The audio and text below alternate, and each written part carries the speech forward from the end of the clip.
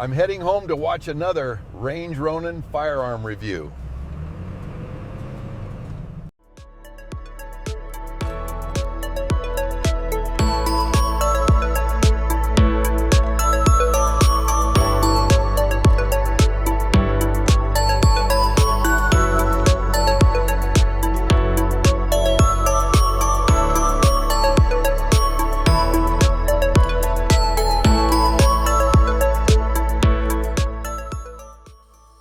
So what do you do when people talk about you, repeatedly saying that you are too small, wimpy, useless, and everything that you do is undermined by those who think that they are superior to you?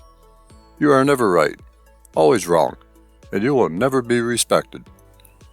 Over time, it wears you down, affects your psyche, your self-worth. You may need some therapy to deal with it. Hello, my friends, it's the Range Ronin, and this therapy session is about to begin, so stick with me.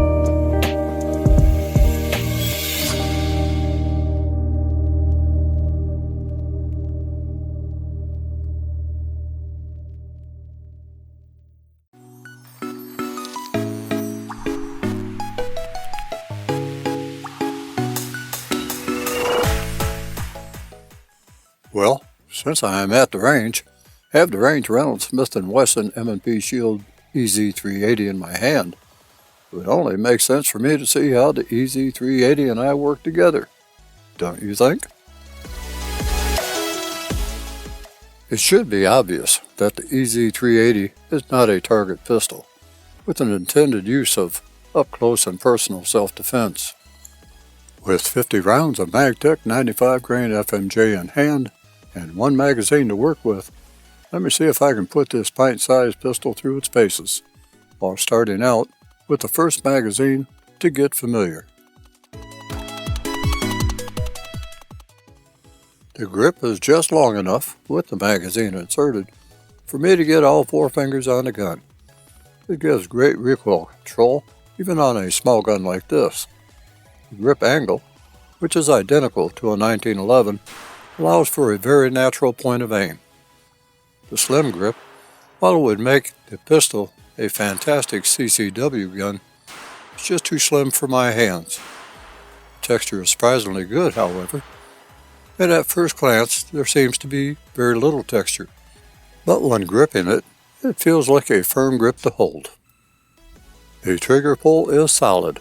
There is a short take-up, a good amount of creep after the wall, a snapping brake, no over travel, and a medium but quiet reset. I like the fact that the overall trigger reach and travel is short. For users with smaller hands or less than a full range of motion, this feature is a good one to have. The trigger is good, considering that the EZ is actually a hammer-fired gun and not a striker-fired one, as it appears to be on the outside. Even though there is no exposed hammer, there is a hammer hitting the firing pin.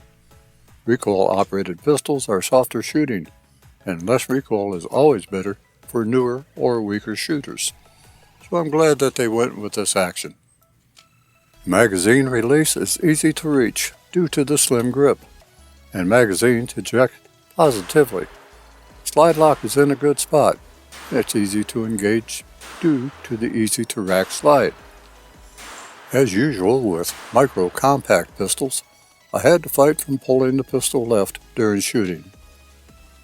The sights are the standard 3-dot irons, and which are adequate, and they work. Chances are, however, that in a real-life encounter, there may not be enough time to use the sights, and having a very good point-and-shoot interface in the hand can be a lifesaver. I do want to highlight one great aspect about the magazines. They come with a little tab you can push down while loading to relieve spring tension. And that makes loading a magazine easier and more enjoyable.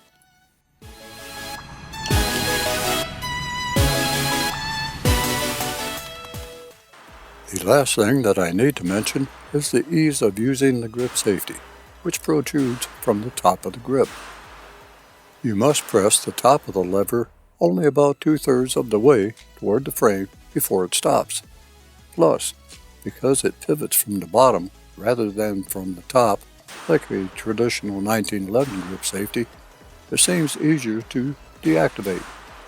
I did have to make a conscious effort to ensure that I gripped the handle correctly, to ensure that the grip safety disengaged.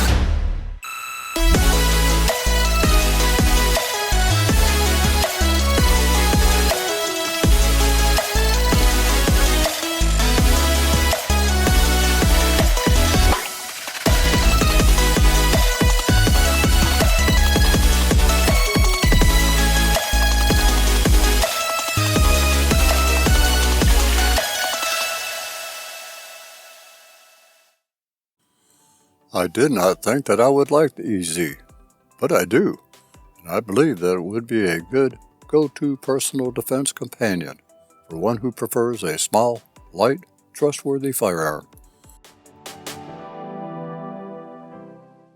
380 ACP cartridge should not be taken lightly. Recent advancements with this cartridge encourage those with weak hand strength or limited hand motion to consider this cartridge that, in some instances, outperforms the 38 Special, and with less muzzle blast and felt recoil.